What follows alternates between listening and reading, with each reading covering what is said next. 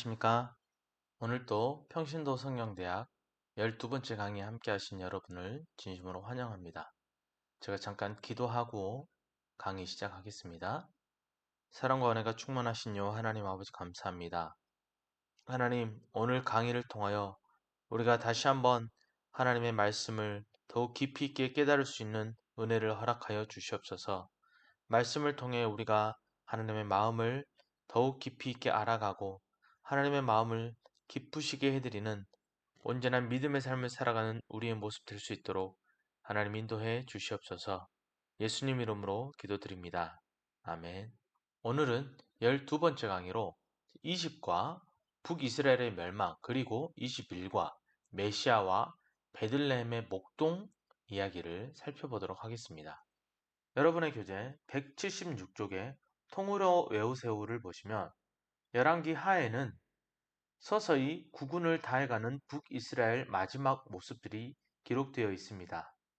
열왕기하 17장은 북이스라엘의 멸망 이야기입니다 라고 되어 있습니다.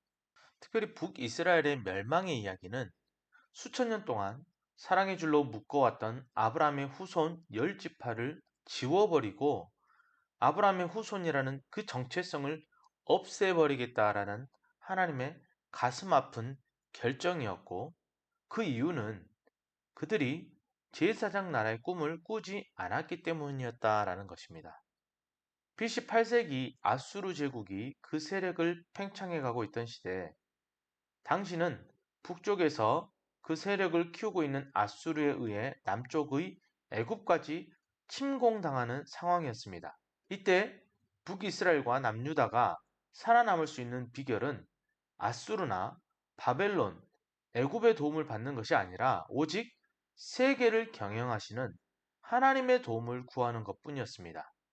그런데 하나님의 도움 대신 동맹을 선택한 그들은 아모스와 호세아의 외침에도 끝끝내 돌아오지 않았고 결국 하나님께서는 북이스라엘의 문을 닫게 하셨습니다.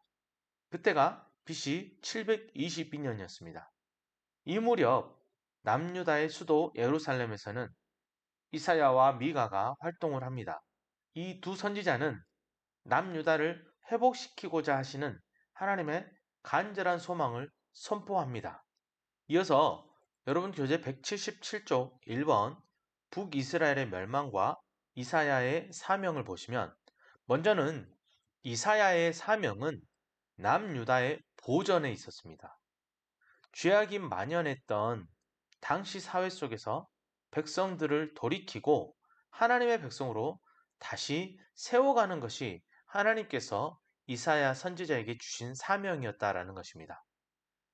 그 내용을 살펴보면 BC 8세기 초반에는 이스라엘의 북쪽에 자리 잡고 있는 아수르와 남쪽의 애굽이 서로 힘의 균형을 유지하고 있었습니다. 그런데 아수르의 세력이 점점 커지면서 전쟁의 위험이 일기 시작했습니다. 그 틈에 끼어있는 이스라엘은 전쟁이 일어날 경우 전쟁터가 될 수밖에 없는 상황입니다. 이때 하나님의 선지자들이 세계의 큰 흐름을 보면서 이스라엘 백성의 어리석음과 죄악을 지적하고 하나님의 마음을 전했으나 이들은 끝내 거부했다는 것입니다. 아모스와 호세아 선지자가 활동하던 여로보암 2세 시대가 끝나자 북이스라엘은 큰 혼란 속에 빠지게 됩니다.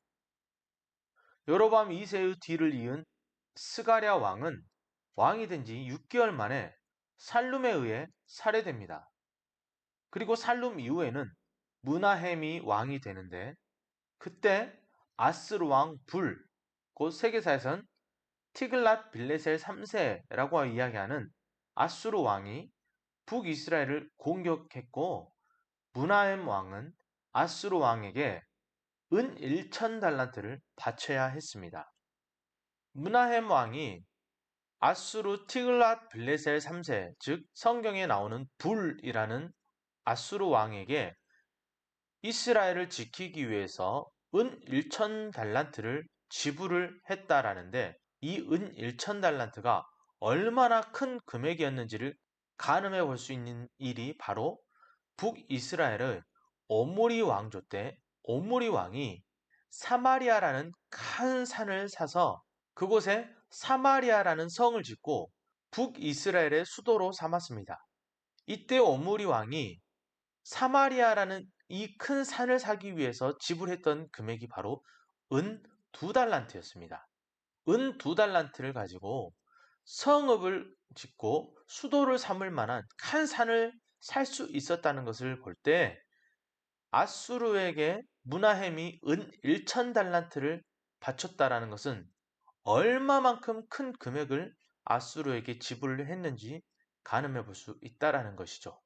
그렇게 무나헴의 뒤를 이어 브가이아, 베가, 그리고 마지막 북이스라엘의 왕이었던 호세아가 왕위에 오르게 됩니다. 200년을 달려온 북이스라엘의 여로보암의 길은 BC 8세기 아수르 제국의 등장으로 호세아 왕 때 끝이 납니다. 북이스라엘이 멸망한 이유는 그들이 제사장 나라의 사명을 향한 선지자들의 마지막 호소까지 외면했기 때문이었다라는 것입니다.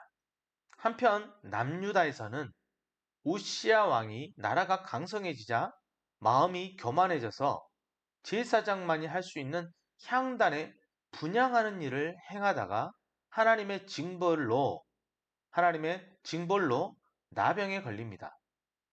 우시야 왕은 그 후로 죽을 때까지 별궁에 거하였고 왕자 요담이 왕의 일을 맡아 하다가 왕위를 이어받습니다. 요담 왕은 하나님 앞에서 바르게 살았지만 안타깝게도 그 시대 백성은 그렇지 못했습니다. 남유다는 요담의 시대를 보낸 후 아하스 시대라는 최악의 시기를 맞이하게 됩니다. 남유다의 왕 아하스의 시대를 무엇 때문에 최악의 시대라고 이야기하는지 우리가 그 내용을 이제 한번 살펴보겠습니다. 여러분 교재 179쪽에 보면 2번 아하스의 선택과 이사야의 충고가 나옵니다.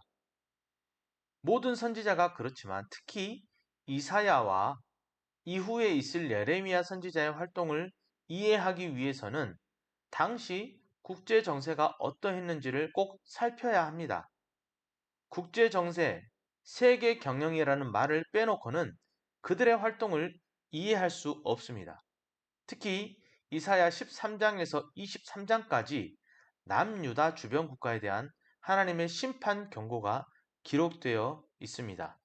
아하스가 왕이었을 당시 이스라엘 주변국의 상황을 살펴보면 당시 남유다 주변의 국제 정세는 혼돈 속에 빠져 있었습니다.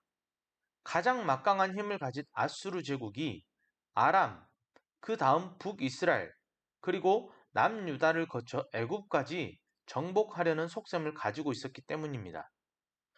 여러분 교재와 PPT 화면 지도를 보시면 아수르란 나라가 있습니다.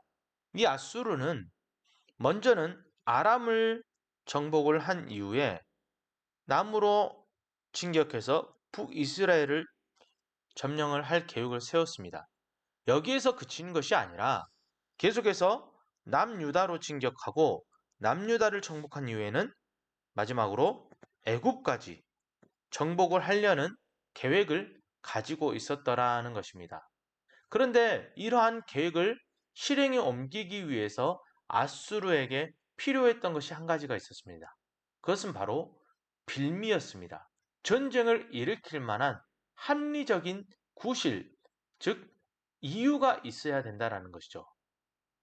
그리고 이 아수르는 그 이유를 찾고 있었습니다. 그런데 이러한 상황에서 아수르에게 전쟁의 빌미를 제공해 버린 사람이 바로 남유다의 아하스 왕이었다라는 것입니다.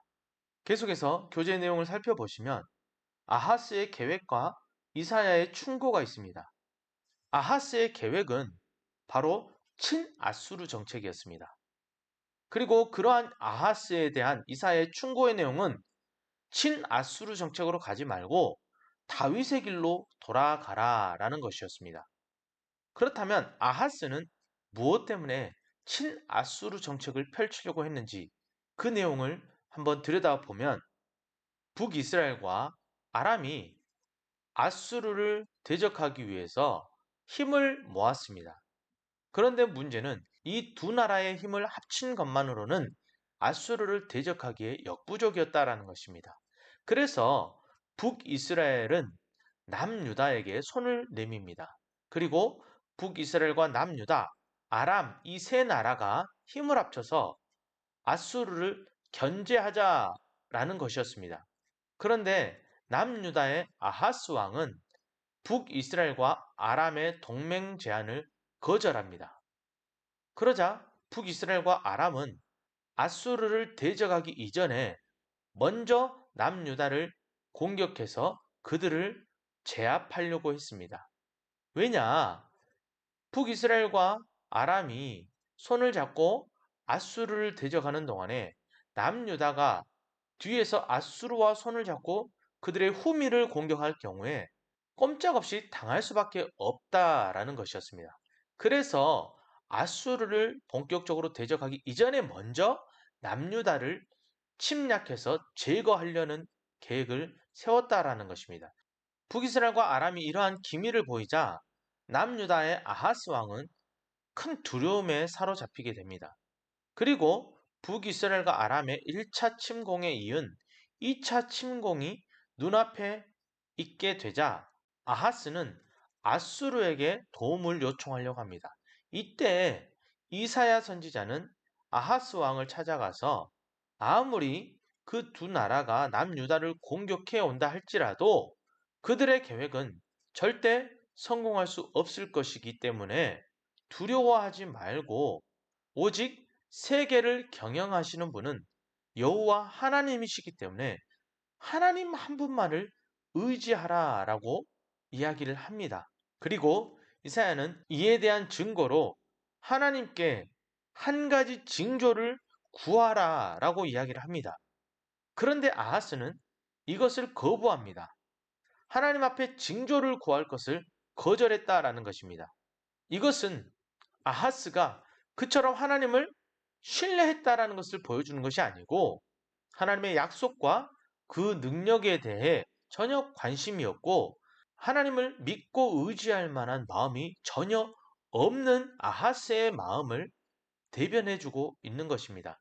이것은 곧 그 당시 이스라엘 민족들의 영적 상태를 동시에 보여주고 있는 것입니다. 결국 아하스는 이사야의 충고를 무시하고 아수르에게 사신을 보내어 도움을 요청합니다. 즉, 아수르에게 전쟁의 명분을 제공해 버리고 말았다라는 것입니다. 그리고 이에 아수르는 마치 기다렸다는 듯이 군대를 이끌고 내려와 북이스라엘과 아람을 정복해 버립니다. 그리고 아수르는 이 전쟁을 승리한 기념으로 승전식 퍼레이드를 열게 됩니다. 이때 남유다의 아하스 왕이 그 퍼레이드에 참석을 하게 되는데 아하스 왕은 이곳에서 아수르의 엄청난 규모의 퍼레이드 그리고 그곳에서 그 아수르 민족들이 섬기는 신들에 대한 찬양의 모습을 보게 됩니다. 그리고 이러한 아수르의 신들을 이스라엘로 가지고 오게 되는 것이죠. 이게 바로 아하스의 치명적 실수였다라는 것입니다. 하나님의 제사를 무시해버리고 아수르의 신을 수입해서 남유다 백성들에게 그 신을 섬기게끔 하고 아수르식 제단을 세우고 또한 아수르 신에게 직접 제사를 지내기도 했습니다. 이러한 상황 가운데서 아수르는 여전히 남유다를 침공하기 위한 빌미를 만들기 위해 남유다에게 엄청난 양의 조공을 요구를 하고 시비거리를 계속해서 만들어 가게 되어집니다. 이러한 상황 속에서 아하스가 죽고 그의 아들 히스기야가 왕이 됩니다. 한편 열왕기 하 17장에는 북이스라엘의 마지막 왕 호세아의 이야기와 북이스라엘이 멸망하게 되는 까닭이 설명이 되어 있습니다. 하나님께서는 이스라엘이 하나님의 백성답게 살기를 기대하셨지만 그들은 끝끝내 우상 숭배의 습관을 버리지 못했습니다. 결국 아수르에 의해 BC 722년에 멸망을 한 이후 북이스라엘 백성은 아수르의 식민지 정책, 즉 지방 분권화 정책, 혼혈 정책을 따라 이방 땅 곳곳으로 모두 흩어져서 살게 됩니다. 이로 인해 북이스라엘의 역사는 끝이 나게 되어지는 것입니다. 그리고 3번 히스기야의 선택과 이사야의 충고를 보겠습니다. 25세의 나이로 왕이 된 히스기야는 놀랍게도 먼저 남유다 땅에 가득한 우상을 청소함으로써 하나님과의 관계 회복을 시도를 했다라는 것입니다. 그리고 히스기야 왕은 북이스라엘의 멸망을 경험하며 제사장 나라 다윗의 길로 나아갑니다. 또한 제사장과 레위인의 직책을 회복함으로써 그들이 성전 일에 전력할 수 있도록 제사장 나라의 제도적 장치를 다시 정비합니다. 지금껏 악한 길로 달려오던 남유다 백성 전체를 새롭게 바꾸는 일은 쉽게 이루어지지 않았습니다. 더구나 히스기야는 그의 아버지 때부터 아수르에게 바쳐던 조공이 점점 힘에 붙이자 남쪽에 있는 애굽과 동맹을 맺어 아수르를 막아보겠다는 계획을 세웁니다. 이러한 히스기야 왕에게 이사야 선지자는 계속해서 애굽이 아닌 하나님을 의지하라 라고 충고를 합니다. 그러면서 이사야 선지자는 3년간 알몸으로 예루살렘을 출입하는 퍼포먼스를 보이게 됩니다. 이러한 이사야의 퍼포먼스는 이스라엘이 하나님께로 돌아가지 않는다면 결국 우리의 미래는 이와 같이 헐벗게 될 것이다 라는 것을 의미하고 있는 것이었습니다. 그럼에도 불구하고 히스기야는 결국 애굽과 동맹을 맺습니다. 그러자 아수르는 그것을 빌미로 남유다를 쳐들어왔고 얼마 되지 않아 예루살렘 성을 뺀 46개의 전 국토를 아수르에게 점령당하고 맙니다. 결국 히스기야 왕은 아수르 왕에게 다시 조공을 바치겠다라는 편지를 보내므로 아수르와의 관계를 다시 회복하려고 했고 이에 아수르 왕은 은 300달란트와 금 30달란트를 요구를 합니다. 이에 히스기야는 이 아수르의 요구대로 은 300달란트와 금 30달란트를 아수르에게 바칩니다. 그런데 아수르는 이 금품을 갈취하고 결국 군대를 이끌고 예루살렘 성으로 진격을 합니다. 그때 예루살렘 성을 포위했던 아수르의 군대가 18만 5천 명이었습니다. 이러한 다급한 상황이 벌어지자 드디어 히스기야가 하나님을 선택하고 하나님을 찾게 됩니다. 히스기야의 기도를 들으신 하나님께서 아수르 왕의 주력 부대 18만 5천 명을 하루아침에 무너뜨리며 예루살렘을 보호하십니다. 아수르는 이사야의 예언대로 하나님의 심판을 받았고 이 사건 후에 대제국 아수르는 역사의 무대 저편으로 사라지게 됩니다. 그리고 동시에 히스기야는 하루아침에 스타가 되고 많은 부를 누리게 됩니다. 예루살렘이 아수르로부터 살아남을 수 있었던 이유는 두 가지가 있었습니다. 먼저는 이사야의 충고와 히스기야의 수긍이었습니다. 그리고 두 번째는 하나님께서 세계를 경영하고 계시기 때문이라는 것입니다. 당시 막강한 군사력을 가지고 제국을 이루었던 아수르를 물리친 히스기야는 그 이후 큰 병에 걸려 생명이 위태로울 지경에 이르게 되었습니다. 더욱이 그때까지 자신의 뒤를 이을 아들이 없었기에 더욱 큰 슬픔에 빠졌습니다. 히스기야는 자신의 병의 문제를 가지고 다시 하나님 앞에 나아가 기도했고 얼마나 간절히 하나님 앞에 기도했던지 하나님께서는 히스기야의 기도에 응답을 해주십니다. 히스기야의 병을 고쳐주시고 그의 생명을 연장해 주셨습니다. 히스기야 왕은 병에서 나음을 입고 그 후 15년을 더 살면서 남유다를 통치했습니다. 그런데 히스기야의 이러한 병 고침 받음의 과정 속에서 히스기야 왕의 한 가지 큰 실수가 나옵니다. 그것은 바로 하나님을 온전히 드러내지 않았다라는 것입니다. 그 내용인즉슨 히스기야 왕이 병에 들었다라는 소식을 듣고 바벨론에서 사신을 보내고 히스기야의 병 고침 받음에 대해서 축하하며 히스기야 왕을 축혀 세웁니다. 그랬더니 히스기야 왕이 그 사신들에게 이스라엘 궁의 모든 창고를 열어 바벨론 사신들에게 그것을 다 보여줍니다. 다시 말하면 히스기야는 자신이 가지고 있는 것, 자신이 누리고 있는 것을 자랑했을 뿐 그것을 자신에게 허락하신 하나님의 영광을 드러내지 않았다라는 것입니다. 이것은 또 하나의 히스기야의 교만의 모습입니다.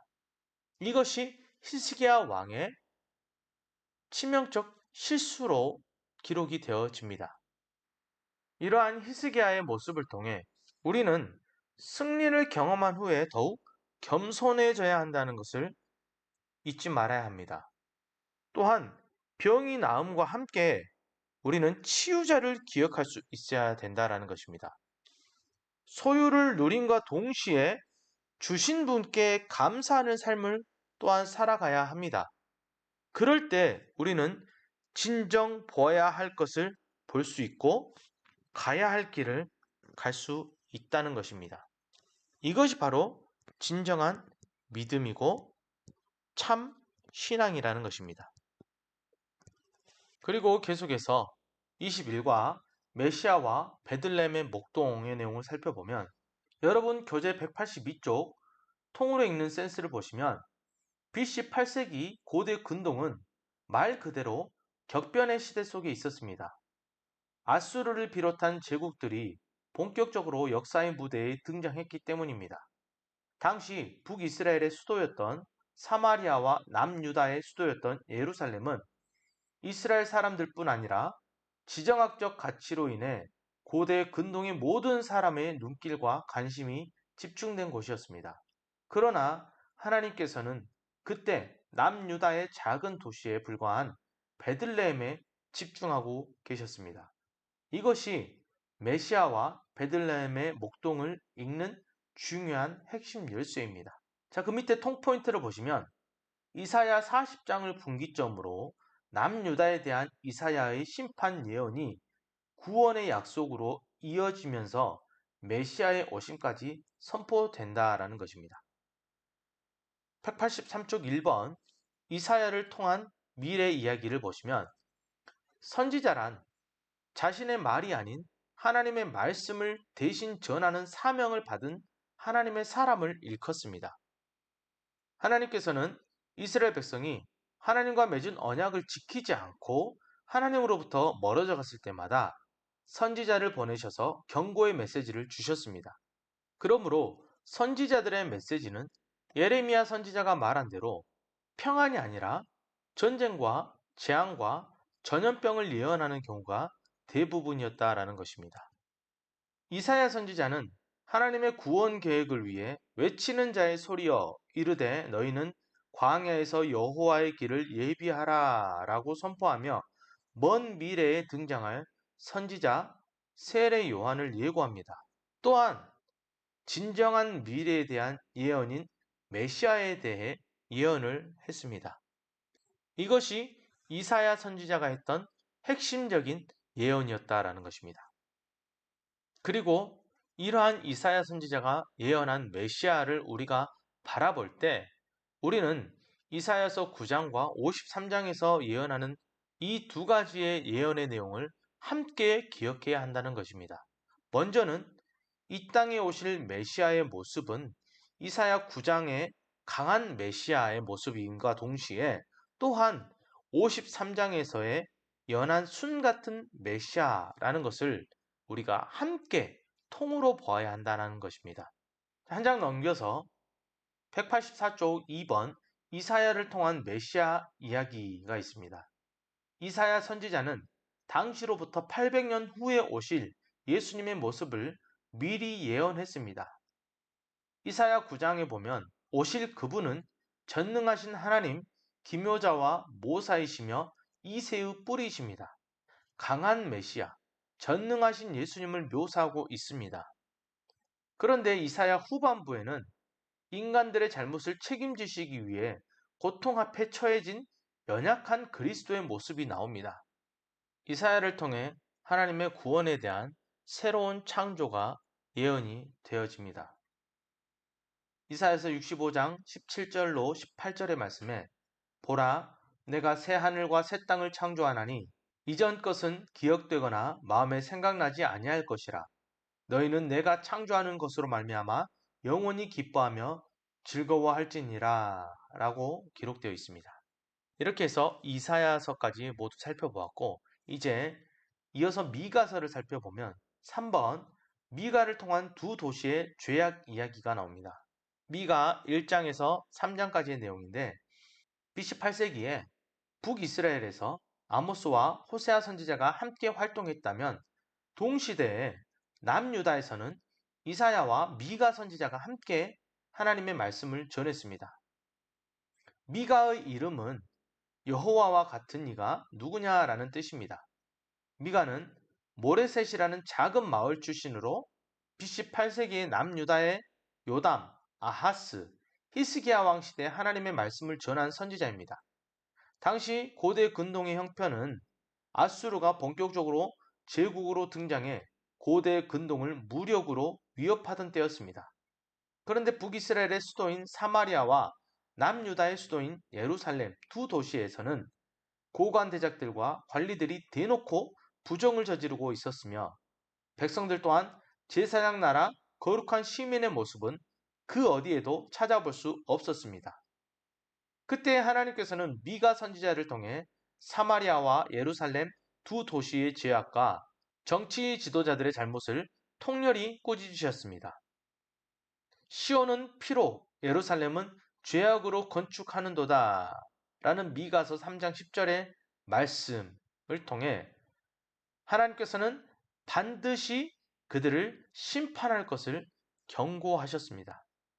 이사야 선지자와 마찬가지로 미가 선지자 또한 메시아에 대한 예언을 빠뜨리지 않았습니다.